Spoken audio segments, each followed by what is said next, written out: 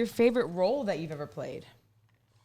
It's funny. It would have to still be Detroit. Wow. It's fine. And even though, I was probably on there for maybe a month and a half, so it wasn't my longest role, but that movie ruined me for other projects.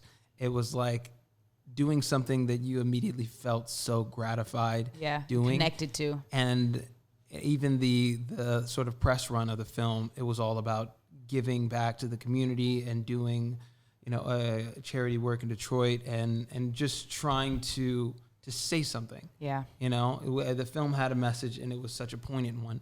And then going from that to doing things that were strictly for entertaining people, it kind of like, it didn't deflate me, but, it kind of made me want to get back to that, want to get back to telling the stories that did have that impact that Detroit did.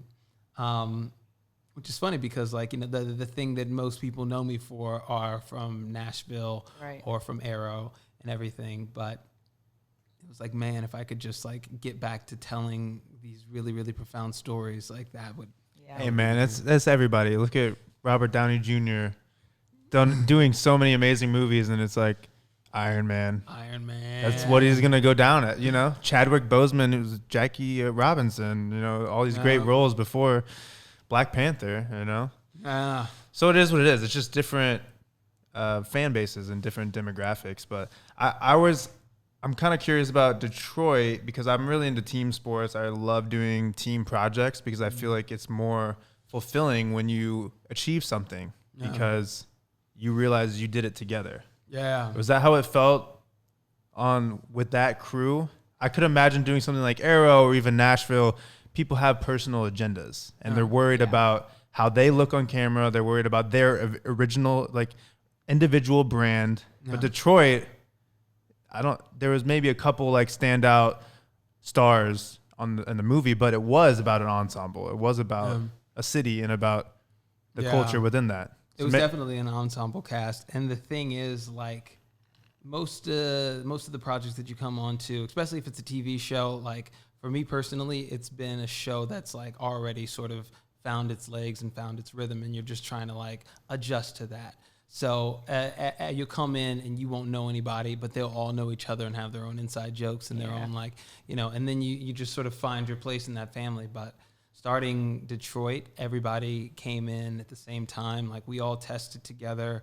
We were all had this strong bond with each other, and literally. I don't know if any photos exist of it. Before every scene we shot, before every day on set, we would all get together and just pray that we did justice to the story.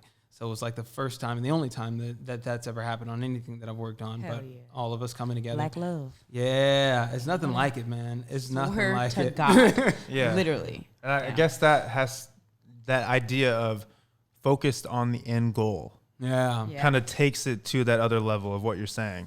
Whereas if you're doing a TV show and they're just focused on that episode that week and trying to hit a certain number of ratings, there's no, what's the... Yeah. Well, also, I feel like something like Detroit is so meaningful for our culture. Do you know what I'm saying? Yeah. And I feel like superhero stuff it's cool. It's entertaining. But when it comes to things like that and you're black and you're in it, that is a fucking blessing, dude. And the thing is, talk about things sort of coming in waves. At that time, the Black Lives Matter movement was really, really kicking off. Yeah. So you were seeing all these protests. And I think while we were shooting was when sort of Philando Castile happened.